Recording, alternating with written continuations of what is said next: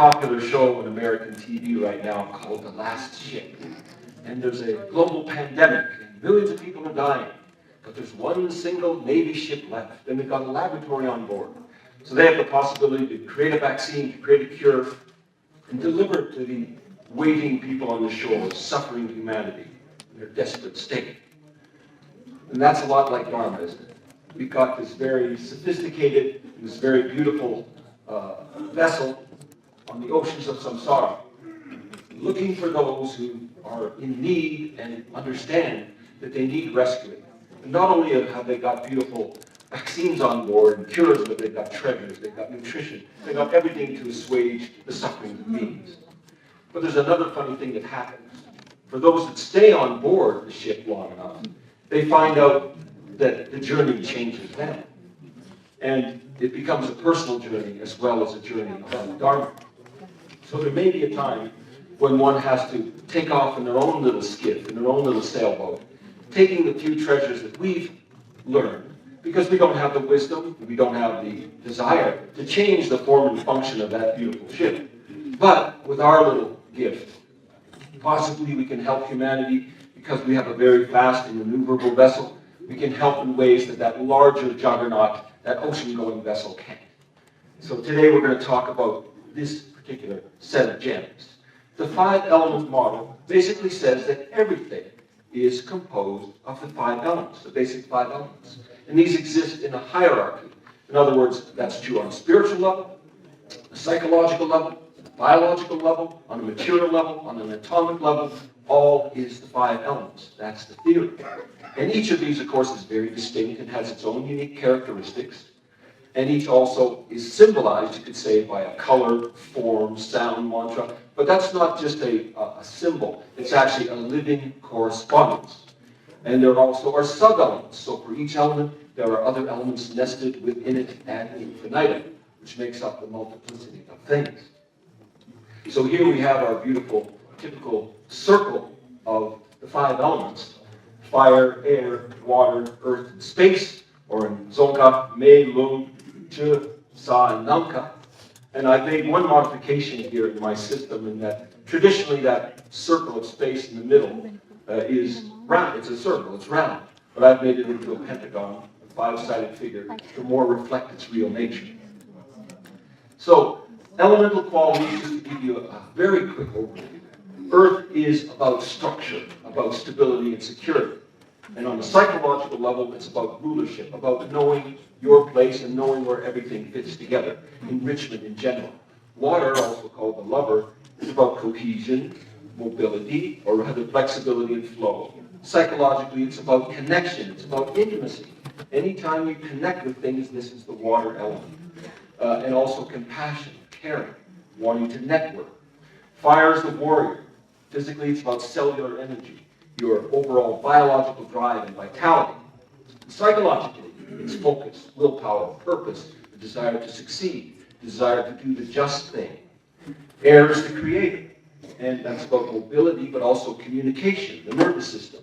Psychologically, creativity, resourcefulness, how to manifest your vision into the world.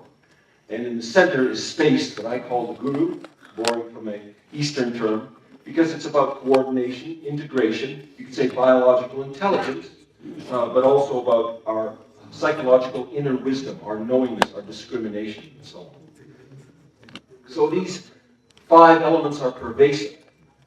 All of the outer phenomena are basically made of these, you could say, atoms of the 5 elements, with their unique energies and so on. And they're like wave patterns, they're like a photonic wave pattern making up creation. From the point of view of the body, your health, wellness, and your illness and disease and failing all depends on the integrity and balance of those elements. As far as an energetic level, these chakras, Korlo, the Sas, the way the winds and Bindu move in your body, these are all reflections and manifestations, again, of the elements. And certainly in terms of our mind, our emotions, our thoughts, the whole drama of the human experience, our suffering, our arisal, our failure, all of that is dependent on our elemental balance of the pentad mind, the 5 elements of the body.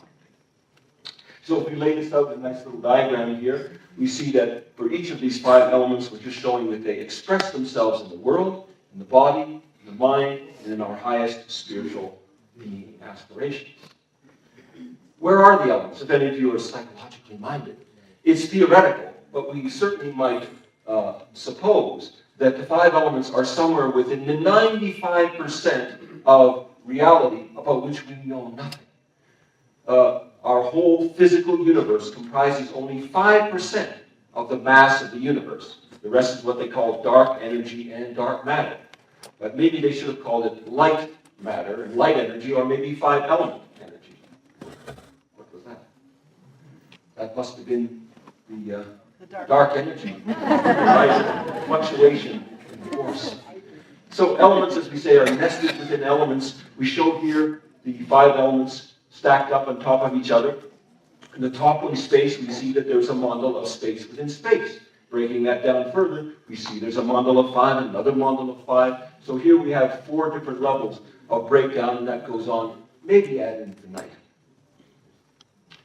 So how do we access these elements? First thing to understand is that water is not the water element. And the water element is not water. These are not physical substances. It was actually a mistake made by the Greeks thousands of years ago and carried on to the humoral system. They materialized something that's basically a principle or a force. We're not going to do that. At the same time, the pure elements that we're talking about, they don't appear in this physical world. You can't just grab up water element, put it in your pocket. But we can, with our minds, we can, and our body, we can experience these energies and these elements. And we also can access them through these corresponding colors, shapes, forms, and sounds that we were talking about. So that means you do have a way to work directly with the elements, to heal, to shift, to transform mind, body, and even the outer world. And of course, even many Tibetan practices are to balance the outer phenomena, of the elements of the outer phenomena, as well as the mind and body. So there we go. Now let's just briefly look at some of the sources here. This is a big topic, but first and foremost, of course, we have the 5 Buddha families in male and female aspect. And then we have every empowerment. There's thousands of different empowerments. They're nothing other than a transmission of the pure elemental properties to our mundane properties of body, speech, and mind. When it comes to the residence of those deities or the Buddhas, this is a wonderful template of the mind. And it was somewhere in the middle of Kala Rinpoche's 3-year retreat that I realized that what I've been looking at is not just a template of enlightenment, but a template of everyday life, everyday psychology, everyday biology. We also see when we're doing offerings, we take the 5 impure liquids and the 5 impure meats, traditionally Brahmanical, and we purify them into their essential male and female purity. And in that sense, we're offering pure 5 elements up to the enlightened 5 elements, simply as that. And then we have the ubiquitous Himalayan stupa, or chorten, and it's none other than the stacked up 5 elements, which is not only a reliquary or a symbol, but also is a device. It's an energetic device that can tame the landscape and tame the 5 elements. And all of these, again, hundreds and thousands of deity practices are always arrayed in this 5 elemental pattern. And then when we talk, Ian talked so much about Salomon, all of these chakras are, again, places where those 5 elements are concentrated, and we can work with them directly in that way. But there's a problem, because in spite of all that wealth, there's still a lot of missing pieces. And we have to look across time and culture to find all those scattered puzzle pieces to put together our full understanding of the 5 elements. So this is a complex diagram, but it shows that there is the line of Vajrayana, the line of Bun, the line of Shingon, Vajrayana coming down through Japan. There are health lineages here, the Indian Ayurveda coming through Southeast Asia. Then we have Tibetan medicine, of course, and these have preserved, each of these lines have preserved different aspects of this 5 elemental knowledge, obviously. Then we have the Hindu lineages, particularly Samkhya and the Shaivite lineages, and the Mahabhutya, which is the great 5 elements, and the Tattvas that we'll see in a minute, which preserve different aspects of that 5 elemental knowledge. So it's been quite a 30-year journey of putting together all these disparate pieces and unifying them once again. Then in our Western tradition, we have Pythagoras, who really brought these teachings from India and from Egypt, and including in his particular school of esoteric school, there was the belief in reincarnation, pretty odd at that time in Greece, as well as vegetarianism and so on. He modeled it after his Indian teachers. Then things went a little crazy as we lost the fifth element in the Western tradition, but also we had wonderful additions from alchemy, from such contemporary people as Rudolf Steiner, Carl Jung, and so on. So within the Western tradition, again, we have a very rich resource of elemental knowledge that all comes together at the bottom of the diagram. And here, just as an example, are the Hindu tattvas. The Hindu tattvas, which express the elements within elements. Now, I independently discovered the elements within elements, and then I found out I was about 2,000 years too late. What are you going to do? And then here we have the Pythagoras, and they call these the Aristotelian solids, but actually Platonic solids. They're actually Pythagorean solids. And he had a tetrachus, this 10-sided figure, which he considered to be the core of explaining the universe, and 5 was at its center, and this pentagram, this 5-pointed star, was their secret symbol. So 5 is the basis of their teaching. And in modern times, we have homeopathy. And the great founder of homeopathy discovered there were 5 main patterns of disease, and even though he didn't call them elemental, we find that they correspond precisely and exactly to our 5 elements. So it's a great contribution to elemental pathology. Now, how do we apply this to healing? Healing self and healing others. There's a couple of books I'm working to complete. First of all, we lay this out in greater detail. And using these sub-elements, we see that we have, in total here, 25 different qualities of the elements. The earthiness of water is nourishing. The water part of water is connecting. The fiery part of water is clearing and settling. And in a perfect world, that's how you're functioning. That's your health. That's your vitality. But things do go wrong, so we also have a chart of deficiency and a chart of excess within this elemental realm. And to deal with all these, we've developed a meditation series taken from traditional sources of 8 different kinds of meditation to connect with the elements, to reinfuse or reinstall their original vitality, to detox or cleanse whatever impediments and blockages there are, to balance the different polarities of elements within the body, to use the traditional sound, mantra, and even the feminine wisdom version, the Kini version with their mantras and seed syllables to enable this purification. And then we can work directly with the chakras and the indwelling, abiding elements. And so here's an example of these 8 different I was supposed to animate, but anyway, here's the 8 different meditations as applied strictly to the earth element: presence, infusion, detox, and so on. So it's a wonderful, comprehensive system, and these meditations do work. We bring these sounds, colors, and so on into our body, and very profoundly effective on the health and on the mind. And we put together, developing a little set of 40 cards to enable us to understand these meditations a little better, to also prescribe them and give them to people so they can do them at home. Now, when we turn this into a therapy, we actually learn, this is something I've been doing with my own patients for many decades, we learn to have a sensitivity to those elements and assess what elements need to be fixed. And then based on the previous meditations we just talked about, we can restore those elemental forces, we can clear them, we can balance them, we can repair them. We can also invoke higher spiritual energies into our being, and we can use substances, gems, homeopathics, herbs, whatever they are, for their 5 elemental properties. And then, of course, we teach these self-healing techniques to others as homework. 5 elemental psychology, such a rich, vast reservoir we have, especially from humanistic psychology.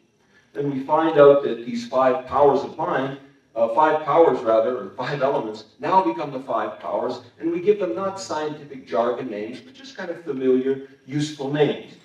Fire becomes warrior, wind becomes creator, the water becomes lover, ruler becomes earth becomes ruler, and the space becomes guru.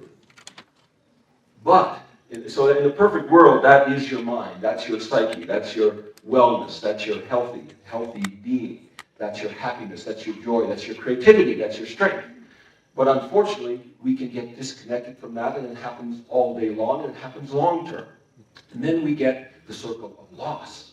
So what was once the warrior, the strength of the warrior, the perseverance, now becomes the weakling. What was creativity and the ability to manifest becomes impotent. What was connectivity, caring, love, becomes the forlorn, the forsaken. Now, these are artificial states. Our circle of power didn't disappear, it didn't vanish, but we're cut off from it. It's a way to explain all the unhappiness, sadness, and so on. Do I have an extra 2 minutes for that missing person? They need this. Because what happens is that this loss now, we don't like to stay in loss. We don't like to stay in suffering and be a sad person. So unfortunately, there's an easy way out, a darker way out, and that's a way to go into shadow, where now that person who feels like the weakling now becomes the bully. The person who feels forlorn and lost, they become a manipulator in order to get what they feel they need and so on. So if we put these together, we see we have these three phases of power, loss, and shadow.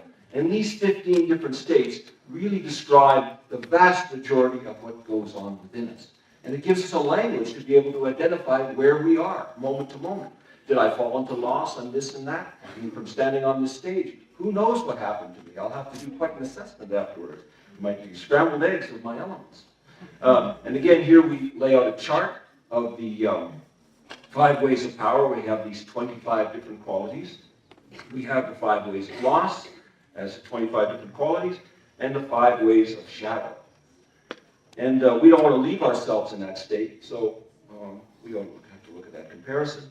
We don't want to leave ourselves in that. So this lays out all 75 of these different states of being.